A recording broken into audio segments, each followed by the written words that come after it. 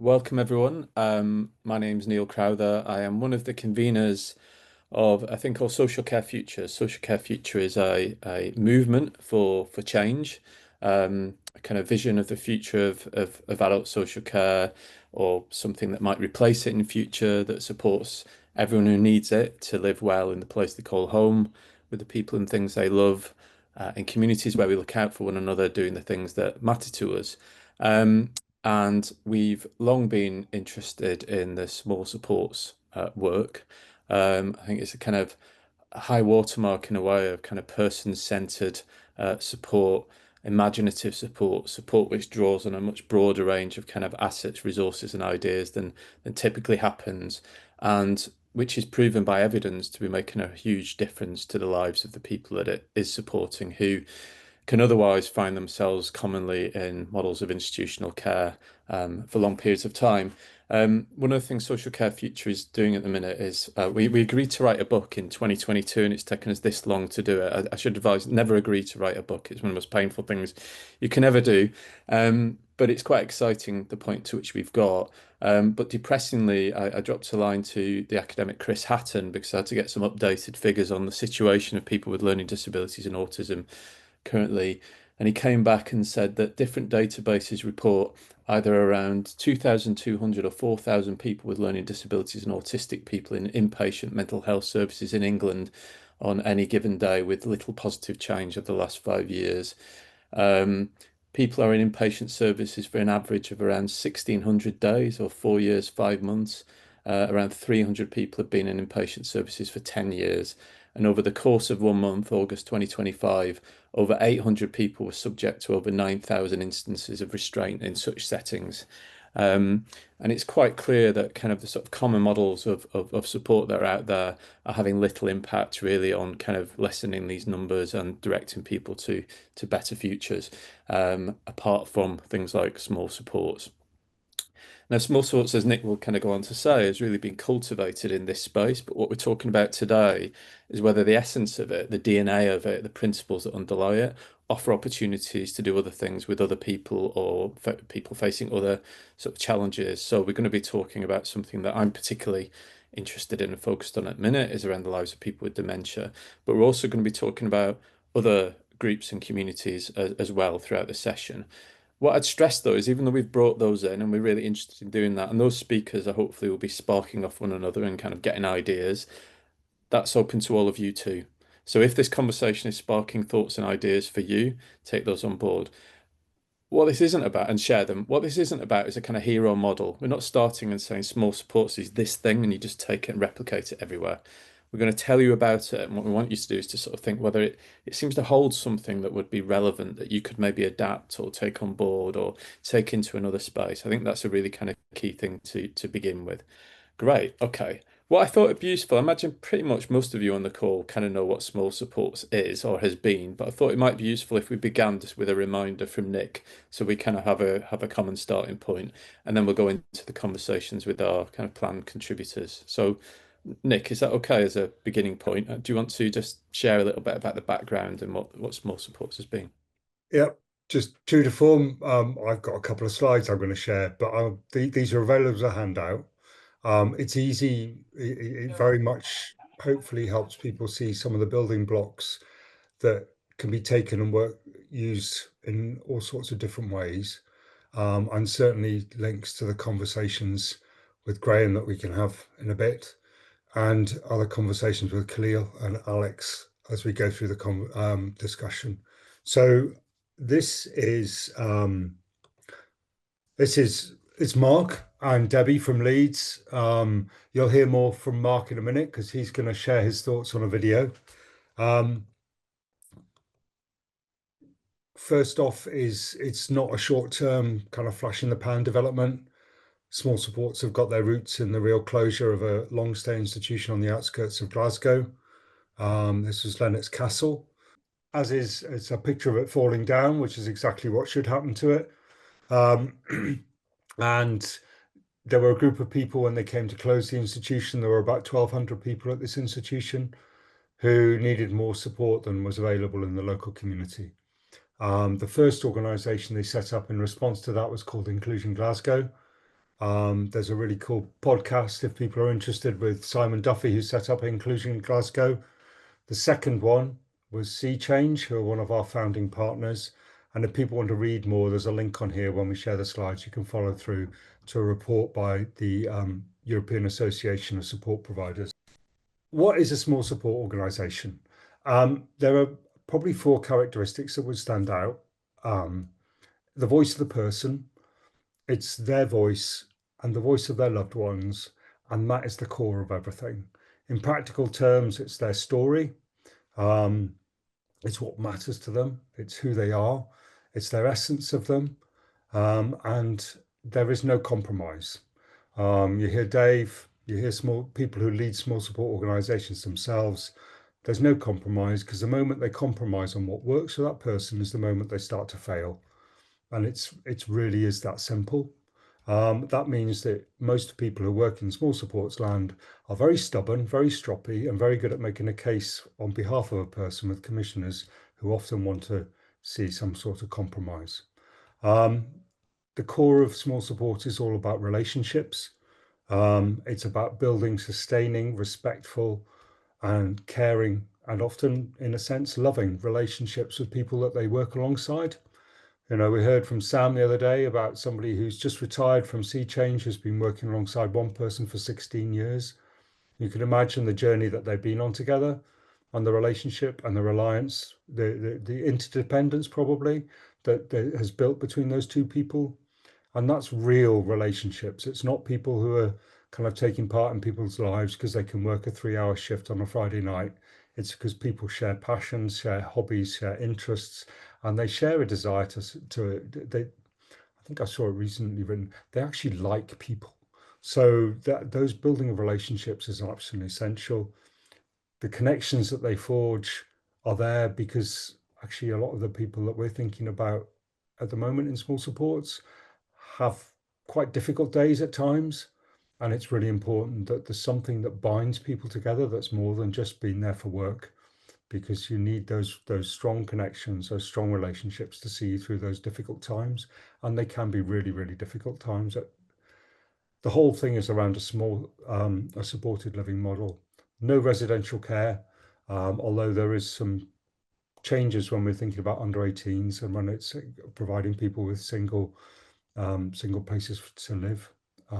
But the main majority of the model and its roots are in supported living, where home is separate from the people support. It means the person can keep the home but sack the support organisation, so they always have somewhere that's safe in their place of residence. It's a commitment to stay small. It's not about supporting big numbers of people and local. You'll hear from Alex in a minute. It can be very local. It can be just Frome in Somerset. There's a foundation of human rights, inclusion, and being person-centered. Person-centered plan, personal funding, personal support. It's a simple individual approach to thinking about what works for one person. There's no fitting square pegs into round holes. And it's a very flat management structure where everybody knows each other. Interestingly, there's some challenge to the proliferation of small and micro providers recently. And we feel that certainly from the small sports world, the fact that everybody knows each other is a real big factor for keeping everybody in the organization safe. Once people are devoid or removed from knowing everybody in that organization, certainly through hierarchical management structures, for example, that's the moment that people stop being safe because people just don't know each other. Two bits of evidence. It doesn't cost as much to support people this way. The bigger evidence is in the change in people's well-being. When you put financial values against a group that we worked alongside from Beyond Limits in Plymouth, for 9 people seeing that sort of improvement in people's well-being, but there's a financial value on that improvement in well-being because it's a reduction in demand on services, in time, in support, in medication. And similarly, lower down, there's about a reduction in incidents. Good support means people don't get so distressed.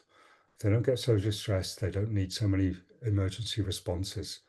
When you think about this, for one person, that's 156 incidents a year. Previous to being supported by Beyond Limits, it's 3 a year now.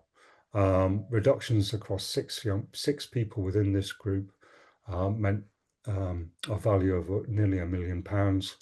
So it's not simply a reduction in support costs, it's the wider ripple effects of actually what Doreen from Beyond Limits would say: if you do the right thing by people, it works for everybody. And this is a really good demonstration of that. And the last is, just because it's really important that we hear people's voices. I'm Mark, and I've been working with Unique Support Solutions for just over a year. But when Unique Support Solutions started working with me, I was still in hospital, so they've helped me move from hospital back into the community, which has helped me a great deal. Mark had been in hospital for over 20 years, so it was really clear that there was a need to think differently and to look at a really bespoke and individual model of support that would benefit Mark. So that's where we identified unique support solutions. Part of our strategy was to build a relationship very early doors. And we would talk about what his hopes and desires were. We talked about people that were important in his life, the location of where he lived. So we gathered all of that detail to know him really, really well. We said to Mark, we can't make a guarantee that nothing will go wrong. There will inevitably be bumps in the road. But what we can guarantee you is that we will be here, we will be by your side, we will listen, we will support you, we'll make sure we know what you want and your direction of travel, and we'll fix those things, we'll iron out those bumps in the road. It's really important to support people as individually and as person-centred as possible. This gave Mark a real opportunity for a successful discharge. This approach will benefit other individuals like Mark who are finding the future quite daunting due to such a length of stay in hospital. Unique Support Solutions has helped me surpass a lot of things that I didn't think I would have done when I was in hospital. I have staff who are willing to work with me and do numerous activities. I enjoy doing a bit of gardening, woodworking, magnet fishing, and spending time with family and my friends. Unique Support Solutions has helped me achieve the goals that I've been aiming for, and also has had a big impact on my life. I wouldn't be where I am today if it wasn't for them. That's Mark's words. I'm going to pick out the bit that I pick out every time I watch that video. There's a phrase in there about willing to work with me. And I think that stands out more than anything I hear from what Mark's saying, is that he's so used to having people alongside him who he doesn't feel are willing to be there. They're just paid to be there. And actually his big appreciation of what he gets now is that he feels that people are willing to be there, and not just because they want to learn what magnet fishing is. So that's a bit about what small supports is. Now I guess the conversation is the interesting bit is, okay, so how do we build on that? How do we take from that? Anyway, over to you, Neil. Thanks, Nick. Yeah, there was so much in that and such a kind of powerful film and for the reasons you outline. And I think there are these kind of challenges that we might sort of visit in the conversation that are there, which I know you blogged about the other week, this sort of tension between this pull towards kind of scale and uniformity and just the kind of meeting the large kind of numbers of people that need support versus the evidence that kind of small scale bespoke support is what can really make a kind of difference, particularly to people facing the most intractable kind of challenges. And I think we face a tension there. The kind of need to generate and prove that with social and economic evidence, including around kind of cost avoidance as well. As annoying as that might be, is clearly important to kind of unlock those resources. And I think the other thing that I've been thinking about a lot just recently is how there seems a tension between how social care is being thought about and pulling in that direction on the one hand, and the fact that in a wider debate around public service reform, there's sudden attraction to things like the liberated method and these kind of models that are rather aligned to what you've just sort of talked about. So it seems a sort of strange thing happening where there's a debate around public service reform on the one hand that's going in one direction and debate around social care on the other that's going in another. And I suppose the question is how we fuse them. We're going to move on now. I'm going to talk about the possibility of this approach or the ideas it contains being valuable in terms of support for people living with dementia. And it's a particular sort of passion of mine. My dad lived and died with Alzheimer's, and sort of since he was diagnosed with Alzheimer's, I'd sort of began to divert some of my sort of professional and activist past into sort of thinking around that, because I think, in common with many other families, we were very quickly confronted with the fact that there is very little out there, and what is out there is very much in the vein of trying to fit square pegs through round holes. And I think that's why high numbers of people with dementia are perhaps accelerated into models of institutional care prematurely in the absence of other things.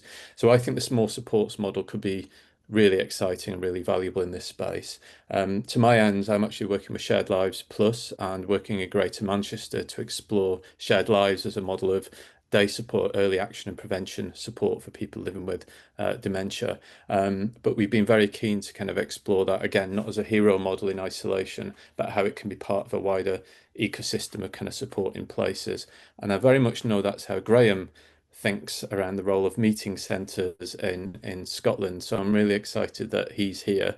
And we're going to hear Nick and Graham have a chat now about the potential of small supports as a model of support for people with dementia. So over to you both. Good to see you, Graham.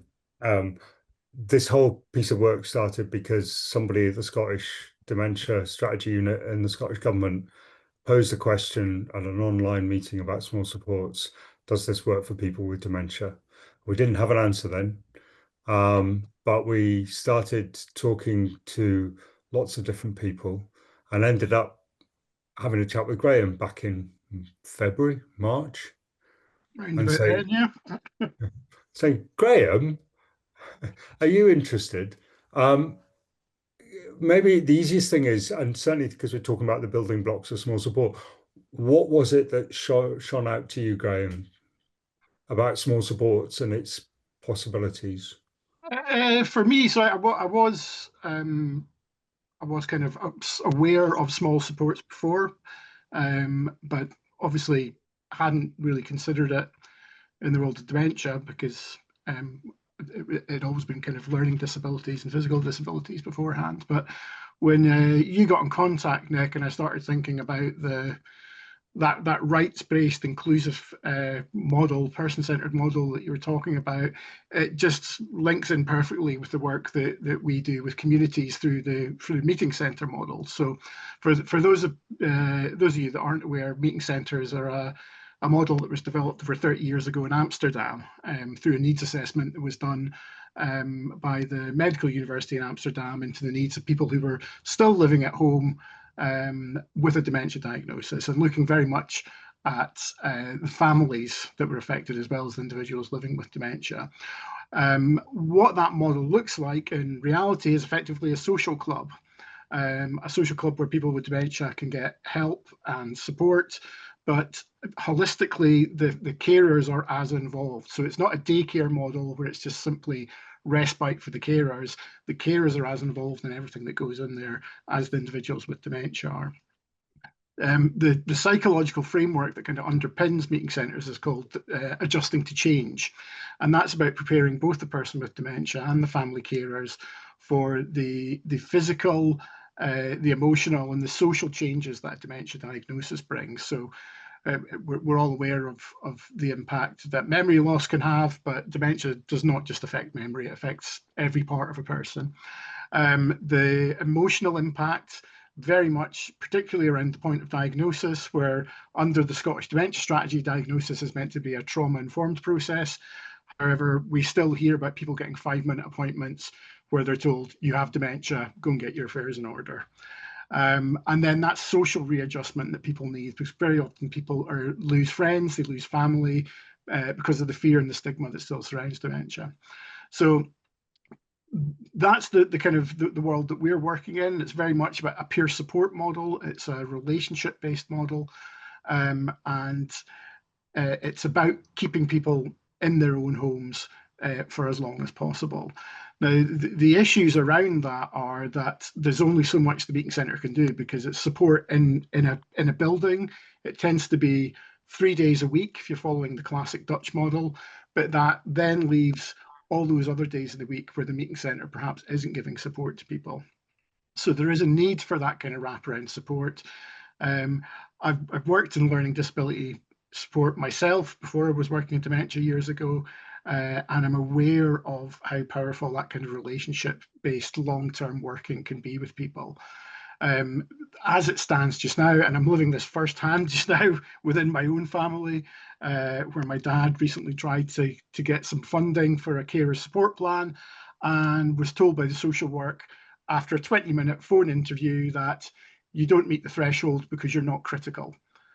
Now, the local authority area where they stay, their strategic plan for people with dementia says that it's as a preventative plan, it's about supporting carers, and yet when my father reached out for help, he was told, you're not critical, so we're not going to give you any support. So this is a huge issue across all of the UK. We know this isn't just unique to one local authority area in Scotland. So when you got in contact, Nick, I was really keen to start that conversation about what this might look like to support families who are affected by dementia. Yeah, I mean, the building block. You talk so much about relationship and connection, and it was like if you go back to the slides I've just shared, relationship and connection were two of the biggest things that we talked about, and it feels like that's where when people's dementia progresses, families are finding it more and more difficult to cope on their own. That there's the potential for support to cherish those relationships and connections and build their own, but see that as the crucial part that they can bring to people's lives. I mean, there obviously is in the background that it is in a similar way to small supports more widely. It's an alternative to institutional care. That's certainly how we've started talking about it as part of our hoped for funding bids. It's an alternative to residential care, which is so often the jump. There is nothing available locally, and that's all you get. And there isn't an alternative. I know when we spoke with the dementia strategy unit of the Scottish Government, they were very, very clear that their huge consultation programme, one of the most consistent things that came back was families wanting an alternative to residential care. We've just done a little bit of, oh gosh, tiny bit of asking people via meeting centres, and it's the same thing. People want an alternative. People want, and if you think about it from the point of view of the family and the person, to be separated at such a distressing and difficult time, from the very things that have kept you together for the last 50 years or 60 years or lifetime, it just seems to be the wrong way of doing things. This does relate across to the work we're doing around shared lives in Greater Manchester and kind of elsewhere, where we kind of built this program off the back of the fact that some earlier work kept finding, rather like Graham said, that people were not unlocking publicly funded support until they were deemed to be in a very kind of I don't know what the right phrase is, that their needs become particularly extensive. But a character of that very often was they were met or they were meeting the local council or were met by the local council in a state of crisis. So it wasn't just about the needs, it was the fact that things were right at the point of falling apart completely. And that meant there was a perception that shared lives was a problematic idea because shared lives, by its nature, involves the matching process, the building of a relationship. So most people's trajectory at that point is straight into a care home, typically for a couple of weeks of respite and very often never coming back again. That's kind of what's happening. Yeah. 70–80% of people in residential care homes and nursing homes in the UK have dementia. So any council that's wanting to actually reduce its expenditure in that place should have an interest in alternative models that can actually delay or offset that process. So I think that is the most powerful space to operate when we're talking to local councils. Yeah. But the other problem when we talk about dementia is most people have no relationship with their council whatsoever until they reach that point, if at all, because a high number won't be financially eligible for support. So actually it's the NHS.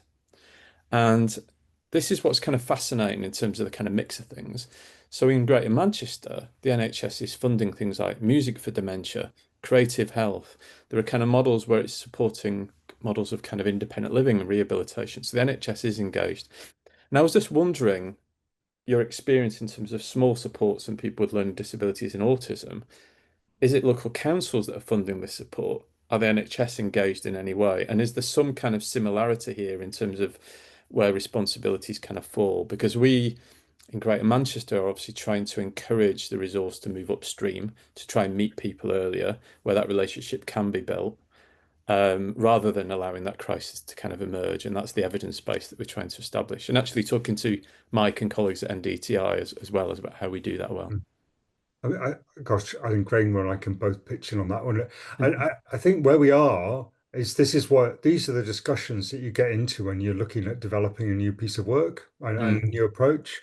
Because in Scotland, there's £894 allocated if you get put in residential care per week, because they have, and then on top of that, it's personal funding if you can pay it, and if you can't, you get your £894. So we know how much it is per week.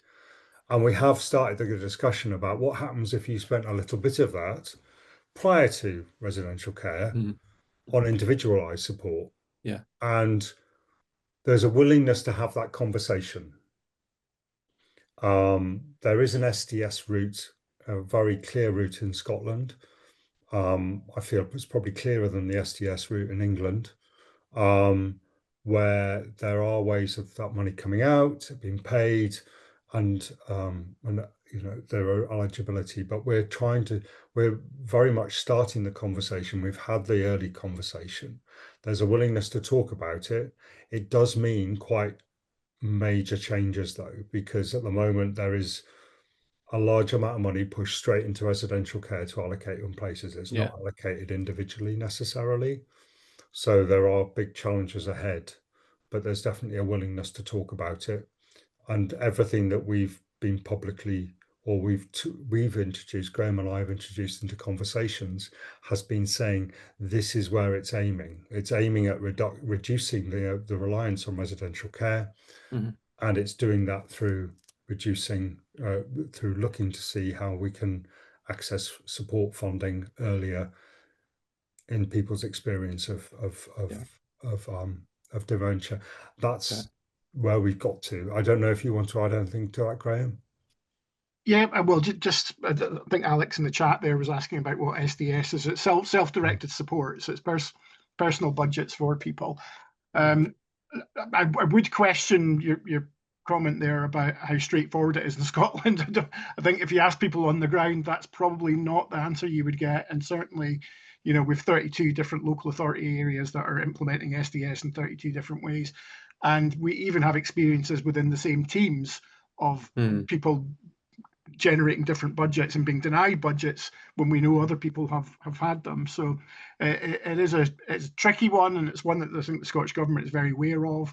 They just reissued a couple of years ago more guidance around what SDS is and how it should be implemented.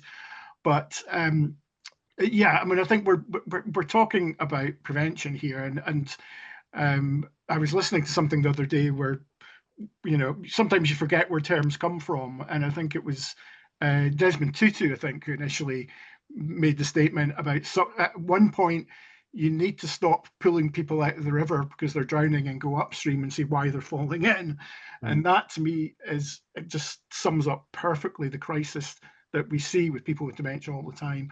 When they hit that crisis point, they end up in hospital, and if they end up in hospital, the chances of them getting home are very, very slim. Because they'll be in hospital for a prolonged period of time because they can't get a package to get out, which then means that inevitably they're discharged into full-time care. Now, the thing meeting centres can do as that local support, and we're really working with people from the peri-diagnostic stage, so we're working with people and supporting them through diagnosis. So that kind of relationships that we're talking about in small supports, that's embedded in the way meeting centres work. We're working with people, supporting them through the diagnosis process, standing alongside them, not signposting. I hate the term signposting, because if you signpost, you're just leaving somebody to get on with it. And the post-diagnostic support service, again, I've just experienced this with my own family in Scotland, meant to be supporting people, but just giving people forms and then leaving and expecting them to fill forms for attendance allowance in, giving them blue badge forms and just expecting them to fill these forms in without any support. We need to be there alongside people when they're doing these things. Otherwise, they're just going to drown. And that's what happens. They get overwhelmed, and they don't ask for help until they hit the crisis point. So if we can be there at the start with people, build that trust with them, then we're much more likely to see that crisis coming well down the road, and we can think about what do we need to do to prevent that happening, because we're there alongside the person. We're not just dipping in and out of their lives. You're also, I think, Graham, going to have a much more of a sense of who that person is around which to more successfully build a personalised model of care and support than simply meeting them in a crisis, when it becomes much harder to establish those things and to know the person as well, doesn't it? I think that's one of the sort of challenges here. And I suppose presentationally, Nick, to if small supports became associated only with people deemed to have the most significant support needs, there might be a kind of assumption there that you're kind of only meeting them at that kind of stage where their needs have become very significant. So it's kind of how it links, I guess, to other things. And again, just sharing a bit from the Greater Manchester work with Shared Lives. Two things I think are emerging. One is I think there are people that would be eligible for adult social care and not making the approach because they're fearful the only option that's going to be there is a care home, and they're putting that off for as long as they can. So actually having more options is more likely to mean that people are kind of reached earlier. I think the other thing, and it might kind of move on into the conversation with Khalil and others, and to Graham's point about his dad not being deemed to be of sufficient level of need, I wonder whether or not the system is kind of prioritizing needs for personal care, needs for support that perhaps aren't priorities for people with dementia or for people with mental health problems and so on. And we're kind of not recognizing that enough. So actually, people's situation is potentially very serious, but they don't actually have a need to kind of help with washing or dressing or anything like that. It's some other kind of sort of support. So there's something like that kind of going on. And the effect of that, if it's not recognized as a need, is it's not valued as a service or a support kind of either, because it's not recognized there. So that kind of storytelling piece and really showing why that matters seems key. Alex, do you want to come in? Thank you, Neil. Yeah, I just wanted to hop in on what you said about that. There is a broad illiteracy around eligibility under the Care Act and adult social care, and we find it all the time. And there is that, and that language, Graham, I know you were talking about Scotland possibly, but the language about critical is 10 years out of date anyway. And then when you look at the even when so I spent 10 years training social workers in the Care Act and really drilling down into actually its well-being is the final eligibility criteria. It's not about personal care. But I know that all of those social workers and care managers are going back to work into systems and processes, let alone cultures, that still champion personal care as being the be-all and end-all. And I think there's a story that we could be telling much better around that to help people advocate for themselves. Because if you don't know what you're asking for when you go in, then you hit somebody saying, oh, you're not critical, or oh, you haven't got any personal care needs, you just go away, don't you? Yeah. I suppose that's further complicated in Scotland by the availability of free personal care and the fact that that's a kind of limited kind of menu of options, a kind of beneficial thing on the one hand, but potentially a sort of challenge on the other. But I wanted to introduce Khalil from Cafe Afrique. Again, Nick and Khalil are going to have a bit of a conversation, but Khalil, do you just want to introduce yourself and your organisation first, just to tell us a little bit about it? Thank you very much. Thank you, Neil.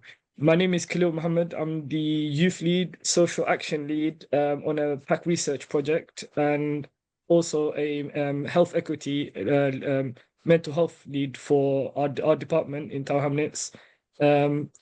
We are from an organization called Coffee Afrique, which is a community-based organization, which is lived experience led, based in Hackney and Tower Hamlets, rooted in the realities of the communities that we serve. Our work reimagines care, justice, and well-being through 7 hubs and 31 projects currently, such as youth hubs, women's hubs, community healing spaces, community connector services that center dignity, belonging, and self-determination. Our approach begins with trust, safety, and care as a foundation for transformation. Every program, conversation, and partnership grows from the soil. That basically covers some of the work we do, and I don't want to take too much time on that. Thank you very much, Neil. No, that was great. I love the phrase "grow from the soil" there. It's fantastic. I'm going to hand over to Nick just to sort of sort of shape the discussion a bit, and then again, I'll maybe come in and if there's others want to come in as well and explore that with you, Nick. So my contact with Khalil came through my contact with Abdi Hassan, who was one of the founders of Coffee Afrique. He came along to the NDTI away days in the summer, and I just was just like, I need to talk to Abdi about small supports, because it was a bit like, what happens if a community just takes hold of the approach themselves, owns it, with a kind of the driving force of what Abdi and Khalil was just saying, which is a community taking care of their own people. And what happens if they kind of say, well, what would small supports work mean?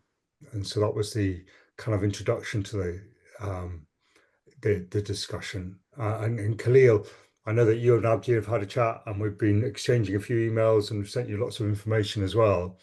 And I'm just wondering kind of where the thinking might be around what happens if we do small supports, or what could small supports mean to Coffee Afrique? And that could be young people, it could be old people, it could be any group of people within the community.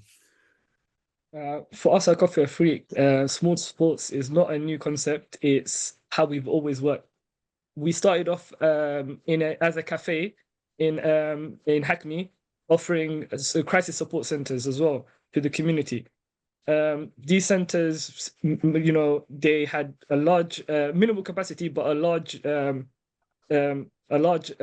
requirement from the community of, different services that they wanted to expand into. So we moved into our first hub in Hackney at Crowther House Club. At this hub, we offered a range of services where we allowed the community to reimagine their own care. From that, we moved into culturally sensitive services where we offered more relational approaches, ranging from now where we have community connectors placed in GPs and NHS services, allowing people to access care that is more reflective of their backgrounds, their upbringings, and where they come from. The areas we are based in is the most diverse and economically challenged boroughs in London. We came from a lot of lived experience with a lot of our family members experiencing racism, poverty, mental health struggles, exclusion. So the community organization came together to build something for ourselves, by ourselves. It started off with volunteers. Even I started off as a volunteer in the youth department, offering support to the community, because growing up, I never saw that young people had access to services. Youth hubs were closing down rather than running detached services in open spaces. We try not to be limited in any capacity, but there's always opportunities to grow as a community. We stayed grounded in the same principles of healing change coming from within the community, not from outside it. Some of the work that we do is like hosting mental health and healing spaces through culturally grounded support groups where people can speak in their own language, reflect on trauma, rebuild trust in the community, and from there, heal.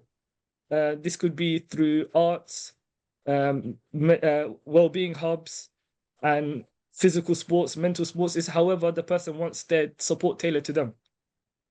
We work in liberatory harm reduction practices where we support people facing, for example, in one of the hubs, addiction without stigma, combining practical help with dignity, cultural understanding, and connection. Some of the work that I primarily do is running a space for young people between the ages of 11 and 24, for a range of young people, even with those with SEN staying with us a bit longer, providing safe spaces, mentoring, creative programs that tackle boredom, mental health, and employability. The issues are named primarily by young people themselves. Every quarter and regularly every couple of terms, we get together with the young people to make sure that we're still aligned with their needs and are supporting them with issues that they're directly facing themselves. We have multiple women's hubs where local women themselves lead the groups addressing domestic abuse, mental health, and rights rooted in sisterhood and healing. The community advocacy and design models are co-produced with mental health and well-being plans, strategies, and data collection systems, always ensuring that the voices of the residents shape local policy. We champion people regardless of what is said. Like, again, Nick, I really agree with what you said, of no compromise. So we never back down from the demands of the people, and we always champion their voices.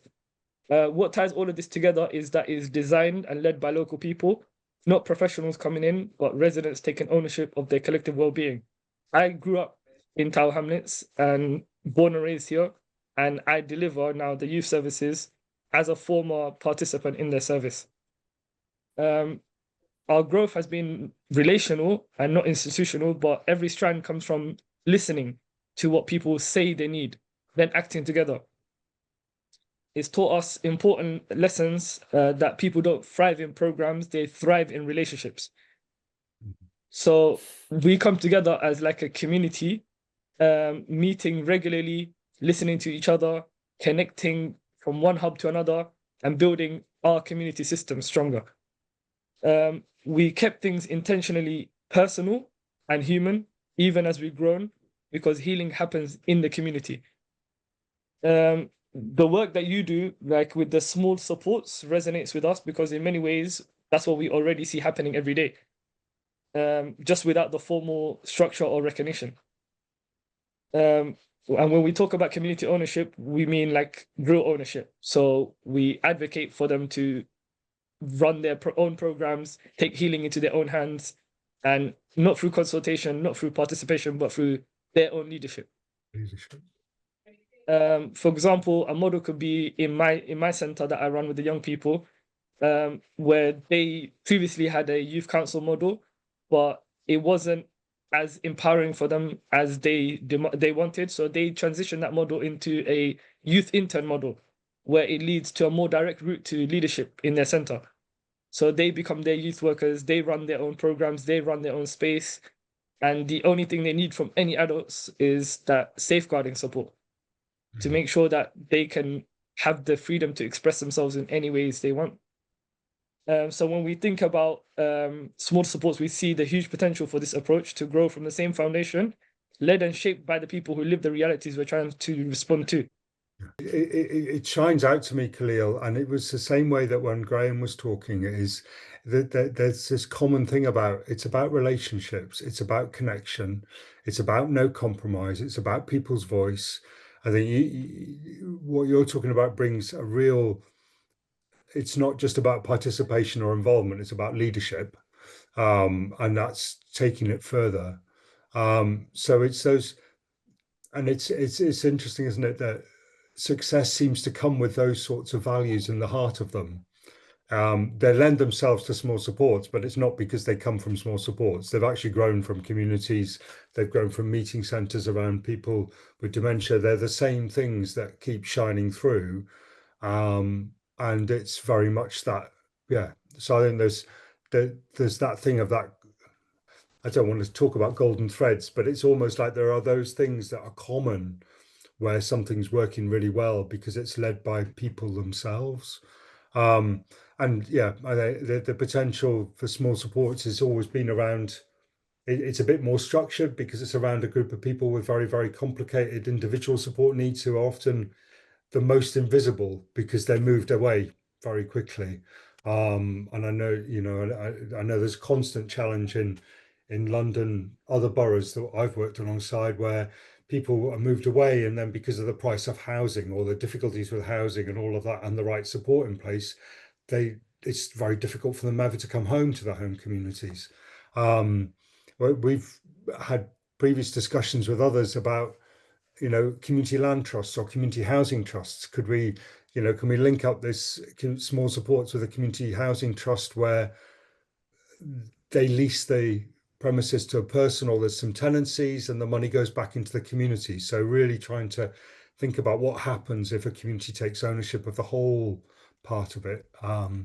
So it's, yeah, I feel like the conversation with yourself, with Abdi, with Coffee Afrique is one about, gosh, there's potential and you guys know the routes, and where could this go? I think that's and in particular around young people, which is kind of part of my long-term background. The idea of being able to do something for that small group of young people who are placed away a long way from home and their loved ones and their home community, and do something radically different seems to be, yeah, it's just really exciting, you know. Just another sort of thread that I heard when we did the social care future, the movement I'm involved, we have an annual gathering, and at the gathering we had back in September, we'd worked with an organisation called Reframing Race, who are about building sort of anti-racist futures. And we had a lot of conversations in the run up to that and realised how much kind of commonality there was in what we were up against and what we were trying to bring about. And Sanjeev, who runs it, characterised it as building kind of sources and places of power outside of the state, because the state has often been a kind of a focus of racism, or where people have experienced racism, whether that was the police, the NHS. So building these sources of power, and I'm struck that that's probably quite similar, even if it wasn't necessarily overtly recognised, to the foundations of small supports as an idea, to actually build these small sources of power for people away from what can often be quite a kind of abusive state run systems. So I wonder if that's kind of a kind of thread in here as well, and that's why maybe it kind of connects. It's kind of how you build that kind of power in people's own communities and their own sort of lives too. We've, I don't know if you want to jump in, Khalil. Yep. I'm more than happy to. So my work at the mental health board for the health equity in Tower Hamlets, it involves a lot of challenges. The challenges involving data, KPIs, tracking, not being informed and not being anti-racist in practice, really. So there's a lot of struggles when it comes to facing borough level organizations or councils. But when we're working with people, we tend to advocate for them. We want their data, their rights, their voices protected and heard. So the model itself, it's more centered in their lives. It recognizes the support systems already exist in their own communities. In neighborhoods, people already check on each other after, for example, it could be prayers on Sundays, it could be prayers on Fridays. They drop off food when someone's feeling unwell. Neighbors are working together to make sure everyone's supported.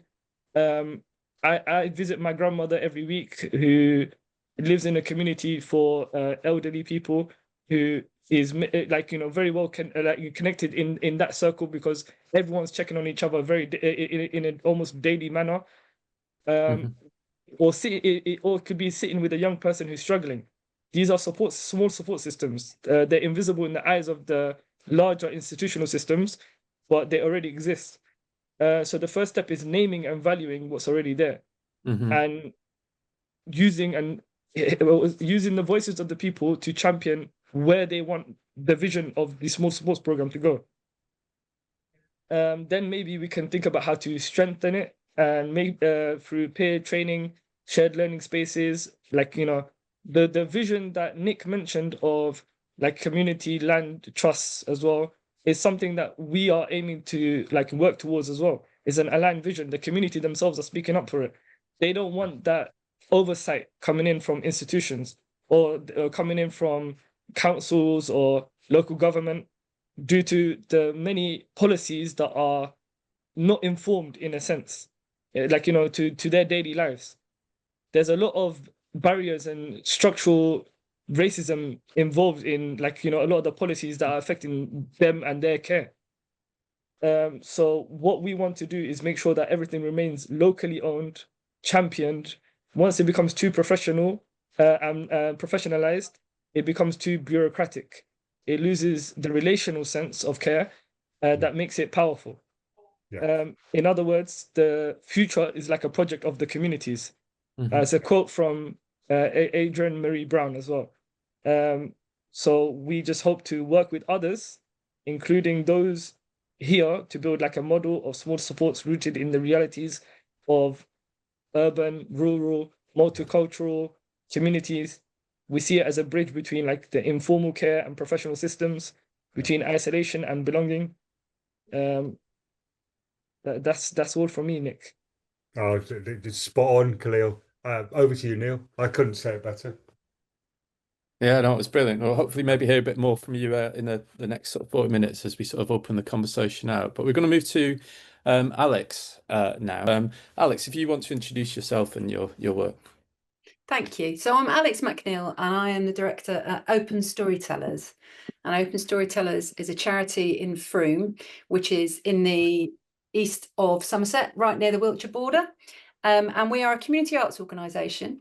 And we have about 50% of our income comes through day service funding for people with learning disability, about 50% through grants, because we spend most of our time trying not to be a day service.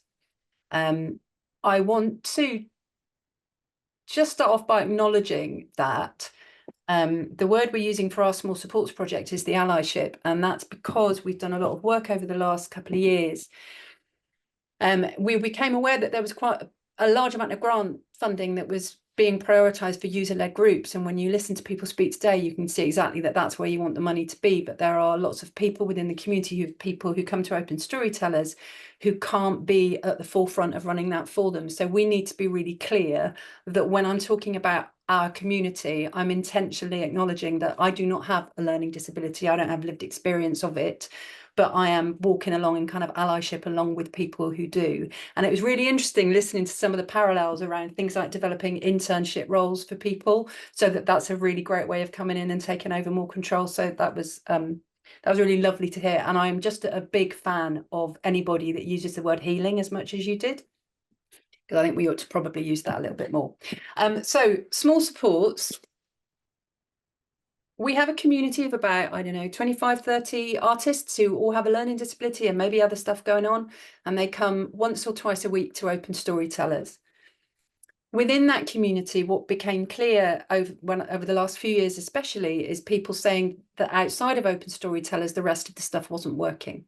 So there's a core of people there who are between 18 and probably early 30s and still live at home with mum and dad, because they're not, to say not attracted by what else is on offer is an understatement. It's looking at what else is on offer and saying that's not good enough. So what I felt able to do for the first few years of working at Open Storytellers was commiserate, offer a little bit of support. I would get in and help people with funding, because I got some experience of how the Care Act works and how funding works under the Care Act. So we would have people arrive with no funding at all who would take up a place at Open Storytellers, and then we'd spend the next 6 to 9 months trying to sort out funding from adult social care. During that time, we were approached by a family who want anything to do with Open Storytellers, who had a son who was approaching leaving a special school. They were really, really struggling to find any alternative and anything that was available. And so we drafted, so it was really interesting talking. I put in chat, what does STS stand for? Because I thought you said STS, not SD. Don't tell Simon Duffy that I didn't know what STS stood for. But I didn't have that in mind when I sat with Mum and put this together. You'll see that the name Joe is used. Apologies for the confusion. Whenever we do anything written, we use another name, and it's just to protect the privacy of him and his family. But if we think about what didn't exist in Frome at the time was something that is deeply collective, so designed and run alongside mum, dad, and Im the cat, because she's really key, and that sense of family being an equal partner, that it is a collective. The part that I've brought to it is the support needing to be separate to housing. I feel passionately about this. And Neil, when you were talking about Chris Hatton's stats early, I'm currently reading, and it's taken me a really long time because I need to keep putting it down, but I'm currently reading Sarah Ryan's new book about social murder. And what was becoming clear to me from not only his family, but the other people at Open Storytellers, are the kind of everyday injustices that happen in not ATUs, not the things that are as dramatically wrong as ATUs, but actually bog standard run of the mill supported living, where they feel more like an institution than any kind of meaningful tenancy. So one of our commitments is to make sure it's floating. And you can see, you know, we are an arts organisation, so it was really interesting hearing you talk about things coming from the soil. I employ a bunch of artists instead of support workers, and I think most of the stuff at Open Storytellers comes from the air, which some days is lovely, other days can be a little bit difficult. So we were looking to build something for his family, and because he was 18 and because he was leaving school, there was the education funding that was a thought. So I thought, in terms of self-directed support and individual service funds, let's see if we can get social care funding because he will have turned 18. Let's see if we can get some education funding and build something beautiful. And that was the first plan that we pulled together, a kind of costed offer built alongside his family. Doreen from Beyond Limits came up and did a beautiful visioning and planning session with him and his family and his sister. My dream was that that lovely costed plan for SEND and adult social care would have a chat, work out how to fund it and get back and go, oh, that's fab. But obviously that didn't happen. So we had to come up with a distinct education plan and a distinct adult social care plan. I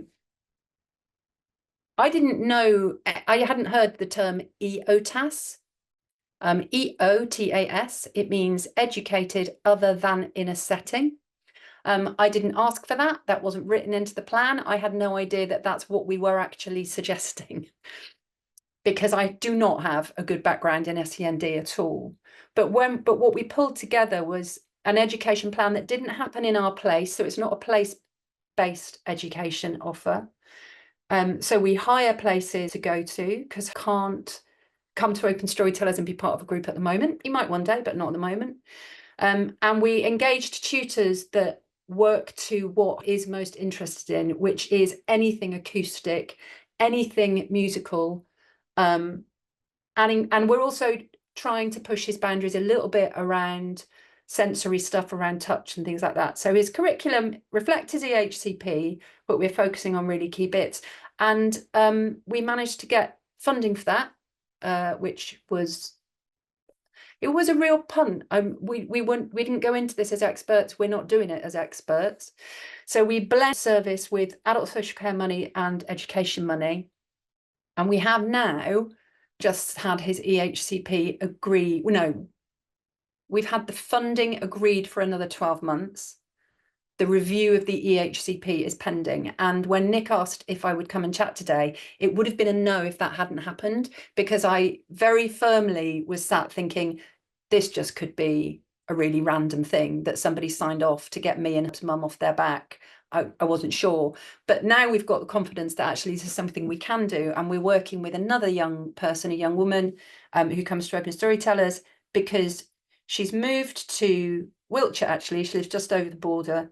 There isn't any appropriate further education for her. She has huge potential to progress further within education. So this week I'm working with her and her family, kind of developing a new plan. You've done it brilliantly, Alex. It's a story of potential. You've taken the small support stuff, but then you've thought about what does it mean locally? Can we do it? Yes, we can. Blending social care and education funding. Wow. Because that's why I asked you to come along, because it's very unusual to see the education component included in someone's support. Well, no, included as part of the funding that's there for them to have a better life. And that was a real challenge because in order to, so it was initially conceived of and designed as one thing. We then had to kind of divorce it into, well, that's the social care bit and that's the education bit. But in its delivery, we're trying to bring it back together. I used the word individual service fund earlier, and having worked with Beyond Limits this year, it's probably a little bit more back of the fag packet than that at the moment, but our intention is for that to be kind of clearer and better managed. I think I'm going to share one more slide. So this is not what is happening, but this is, and it's really interesting listening to about Cafe Afrique, and Open Storytellers is the main organisation at the moment. The allyship sits as a project within it. But actually, what I'm really beginning to wonder in years to come, because with open storytellers, we're constantly trying to respond to needs that people bring in. So Pigeon is there because that's our social enterprise, Pigeon Productions, because we provide employment for people who want to be employed, either as experts by experience or as creative consultants. So we make films and make information by and for people with a learning disability. We have a day a week that is for people who have no other work funding, and that has got a focus around well-being in the arts. And then the kind of support brokerage. So we've moved away from the thought of becoming a CQC registered service, because that's not right for us at the moment. We've tried that this year. We know that's not right. Neil, I was relating to what you said at the beginning about small supports not being seen as a hero model, but about working out for us. And it wasn't, this wasn't led by us. His mum and dad were adamant that they didn't want to go anywhere near a direct payment. So because of that, we knew it would need to be a regulated service. The reality of trying to recruit into a regulated service is actually the people that have the best relationships are people who are often freelancers, because they're often artists who are often about doing other stuff. So we're very deliberate at the moment on moving into a kind of support brokerage or PA agency type space, and we're going to explore that for the next couple of years. And already I'm finding it so much easier to recruit team. I mean, it's like night and day. But I'm actually really beginning to feel that things might shift a little bit, and the allyship being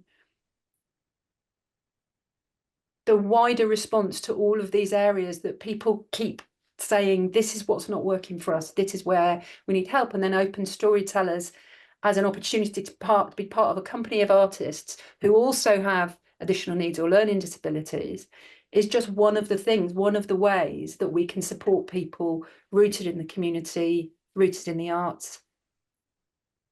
Yeah, I think that's amazing. That's great. Thanks, Alex. So much in all of that, isn't there, to try and kind of thread together. I think something that interests me, I mean, before everyone joined, you and Nick were talking about how you'd met first worked together in 2004. And in 2004-5, I think I was by then head of policy at the Disability Rights Commission. And the number 10 strategy unit with Jenny Morris were developing the report on the life chances of disabled people. And at the heart of that was a vision of independent living that would integrate various funding streams into kind of one individual budget with support in kind of every area. And so what's exciting to me there, because there's so few examples of that ever practically happening, is I think Nick's point, the fact that you are beginning to kind of distill different kind of funding pots around the person rather than that kind of siloed effect that is still very present. So even though legally we've got the means to do this, and in things like personal health budgets, there is a supposed openness to being able to integrate those with other sources of funding. It doesn't happen. But I was interested in there and what you were sort of talking about, the kind of the best model with which to do that, about stepping in and out of that kind of regulated sort of space, and also the fact that you're successfully managing there to do something else, which Simon Duffy and others have sort of pointed out was always key to the idea of self-directed support personal budgets, which was this integration of formal and informal resources and support, which is very much lies at the heart of the social care future vision, but which again is incredibly difficult sort of to do because of a kind of distrust on the part of the kind of the state when it's doing that and its reluctance to do it. So it's a tricky space that you're operating within. Nobody should underestimate how hard what you're doing is to actually pull off, I don't think. Yeah. it is really hard, and we've benefited massively from the Small Supports Network and Nick and Tom in Plymouth wiping our tears on certain days and trying to kind of help us to the next stage. It has been a really, really tricky year to be at a point now which feels like a point of a bit more clarity. I think there's something that you were saying, and it was very similar to what Khalil was saying. It's responding to what the community are coming and saying, look, something that's happening for us. Sorry, can I just jump back in there? So what I was thinking was when Mum came to us, I've said this a lot all the way through. If we can make this work, I think we can make it work for anybody. And that's partly down to absolute uniqueness of the human spirit and who he is. I've never met anybody like him. And also it went back to something that Simon Duffy always used to say, which was you start with a person, just start with a person. start with a person and then you kind of build. Yeah. I think what's really challenging when you start running that alongside that regulated environment is you can't start with one person, because you can't employ a registered manager if you've got one person, because their budget can't sustain that. And when I'm trying to do that, you know, we were looking at setting a trading arm up within the charity. I'd prepared papers, we'd had solicitors around that. We were going to get social investment funding for the first, I mean, it had got absolutely massive. And we had to go, we can't do that. But then what happened, going back to community, is that day with Nick and Tom, when we went down in a little bit of a flat spin, if I'm honest, was where are the, but you've talking about all the other families that have been coming to you over the last few years, but I'd kind of gone, let's make it work. Then when that's ready, I can go and talk to all the other families. And I thought, no. So sat down with all of them. They came for an evening. We had an evening at Open Storytellers. And every single one of them was like, yes, brilliant. What do you need from us? So I immediately wasn't looking at a marketing plan to engage with 5 new families in the next 3 years that I haven't met. I was working with our community of people who've been kind of going, it's taking you this long. Yeah. Can I ask why you called Open Storytellers? Before my time, Okay. very much. So it was founded by a speech and language therapist called Dr. Nicola Grove, who's an extraordinary woman, and she founded it. So oral storytelling for people with learning disabilities and profound and multiple learning disabilities, and storytelling for non-verbal people as well, as a really critical part of developing as healed humans, but also just as citizens. You know, we tell stories about our lives all of the time. So it started off as Open Storytellers. I think it's in its 15th year now. Okay. But yeah, it's an interesting one because it often confuses people. But I was fascinated. Just thought of the idea of people as open stories is rather a nice idea in terms of what we're talking about, isn't it? Yeah, and the logo is the Knights of the Round Table. You've always got the open space. So that's always open for new people to join the storytelling circle. Ah, lovely. We're very clear for us that what we're able to do at the moment is support anybody 18 plus. All of the transitions meetings that his mum was being asked to go to, the options, she was given basically an list of options for when he left the special school where he was at. So he'd had his EHCP all the time he was at Critchhill. The options when he left, none of them were suitable. She kept being told, go and see this place. She said, no, I've already been told they can't meet his needs. So that's why we kind of went, right, let's take this and put it into a further education contact. I could spend hours talking about the fact that the potential of EHCs to combine funding and the commitment to personal budgets across education, health and social care, and the allocation of indicative budgets.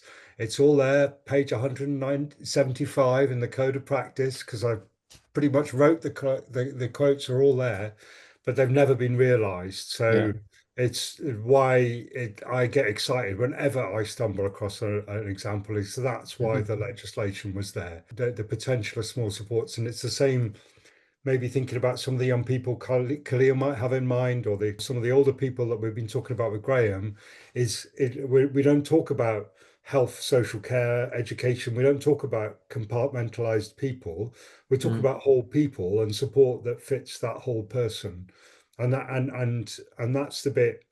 And the thing about all the evidence today is everything works when you do that. And it works to a degree that when you start carving people up into sectors of funding and eligibility and all that kind of thing, that's when it all goes wrong. Put my audio on. Thank you. Yeah. I wanted to go back to what George and you, Nick, were saying about small supports and that approach for people living with dementia. In terms of sort of personal experience, family, most recently our neighbour, one of the difficulties in accessing support early as a preventative before a crisis is reached is the stigma that's felt by often the carer and denial, really, that there's a problem that might be about dementia. And then it gets to a crisis stage. I mean, I've got 3 sort of personal experiences in which that's happened. And I wondered what your organisation does to try and sort of reach out to family carers of people with who are developing dementia at a fairly early stage in a way that maybe can reduce that stigma so they can take advantage? Yeah, I mean, the stigma is a huge problem. The Scottish government introduced its latest dementia strategy a couple of years ago, and the first thing it did was run an anti-stigma campaign, which fortunately was running at the same time as that absolutely horrific Alzheimer's Society advert. So there was a little bit of a mitigation in Scotland, at least for that. So it's a huge issue. The way a lot of the meeting centres deal with it, so the meeting centres in Scotland have very much grown out of the network of dementia-friendly communities that we have here, and many of the meeting centres are an evolution of dementia-friendly communities. And a key part of the work that they do is about community education. It's about going out, speaking to churches, speaking to women's guilds, speaking to the Rotary, speaking to the schools, and just trying to raise awareness around what dementia is, and that it's not something you need to be frightened of. You know, we're still very much coming out of that where we were in the 70s and 80s with cancer, where it was the C word and you just didn't talk about it. And dementia, I think we're starting to get out of that now. People are starting to be a little bit more open, but the stigma is a huge issue. So a key part of the way the meeting centres work is that, as I mentioned earlier, it's not just about respite, it's about working with the families. So when this meeting finishes, I'm just going to head up the road to our local centre, where every week there is a carers peer support group, and the carers come together as a group. Just reflecting back, it was really interesting hearing Alex and Khalil talk about their work, because there's a lot of that very much resonated with the way the meeting centres work, because it's about a community development model. That was what really appealed to me initially. Before I worked in dementia, I helped support a youth project that had a very similar progression that Khalil spoke about, where our young people were encouraged to volunteer, to mentor, and eventually become employees. The creative work that Alex was talking about, the Stornoway Meeting Centre, doesn't employ support workers, it employs artists. It's run by artists. And that meeting centre was responsible for birthing the Scottish Dementia Arts Festival, which had its third iteration this year, where all the art was created by people with dementia. So I think that's how you get around the stigma. You give people the space where they can take power for themselves, and give people their voice, because that's very much what that Dementia Arts Festival is all about. It's about showing that people with dementia can still be creative, and very much can still speak up for what they see are the wrongs in their lives. Thanks, Graham. And for what it's worth, my sort of view of this as well is that I think it's about how social care is understood and framed and anticipated. And for many people, it's something to be avoided, not something that's seen as likely to undergird and improve your life situation. And most people, as I said, make a complete straight intellectual leap to it's a care home and don't have much of a sense of what's in between. And in a way, that's because there isn't much in between for a lot of people. So I think there's a kind of challenge, chicken and egg here, about kind of telling stories about the potential of other sort of models that are much more life affirming rather than, I'm not saying residential care can't be a positive thing for some sort of people, but my sense is a lot of people are ending up there when they needn't have been, and the trauma that can cause them and their families and everybody else is significant. So a big lesson. So yeah, well, thanks for that. That was really sort of really powerful and a kind of good way to begin to sort of bring things together towards the end of this session. I hope Nick's kind of got what he wanted for that. I thought it was an amazing discussion. It was absolutely fascinating. I think those challenges, for what it's worth, I think we are beginning to get better at this, but I think it's going to take two things in particular. One is we have to be much more confident at storytelling. I was on a call yesterday with every director of adult social services in Greater Manchester to talk about the work we're doing with Shared Lives there. And actually, the stories we were telling about some of the matches that were kind of being made through this Live More Dementia program were the ones that was really kind of capturing people's kind of attention. The Elvis impersonator in Bolton and the sports fanatic in Wigan and things like that. Let's get out there and tell the stories of the lives people are living as a consequence of this sort of support, because they're just much more engaging and interesting and human than often what people in the system are confronted with, but backed up with that kind of harder evidence that I know NDTI and others are looking at to really sort of show the monetize the kind of well-being, the cost avoidance, and everything else. I think that's the best thing we can be doing now, is to sort of build that evidence base. But it's not just hard numbers and throughput, because that's going to kill the idea there. It's got to come with that big dollop of humanity around the difference it may. Very much similar to the experience of my sort of family and the impact community circle had, and kind of extending my dad's ability to live at home. The amount of time I've told people that story, they just were not aware of that possibility. No idea you could do something like that. So that, we've got to get out there and create that sense of possibility for people, haven't we? A better conversation than I could ever dreamt that we could have had. And I feel like there's some sort of start. I would really, really like to stay in touch with everybody. I'd like to come back to this conversation in 6 months and see where some things might have got to, and where other things that we don't know about yet have suddenly cropped up. The number of times the key words have come up, the number of times the same things have been talked about across all ages and across very different communities, speaks so clearly and loud about not just my state, the small support bit, but actually about what works. Yeah, it's been a No, brilliant that's conversation, and I think cool. spaces like this allow for this kind of cross-pollination, don't they, of kind of ideas and thoughts and so on. And I hope we can all sort of stay in touch. I've really enjoyed spending an hour and a half with you all, but I better let you go. Thanks particularly to Khalil, Alex, and Graham for their contributions, but obviously everybody else for all the things you brought to the table. And I hope I get to see you again in future. Okay, take care. Have a good day. Thanks, everybody. Thank you.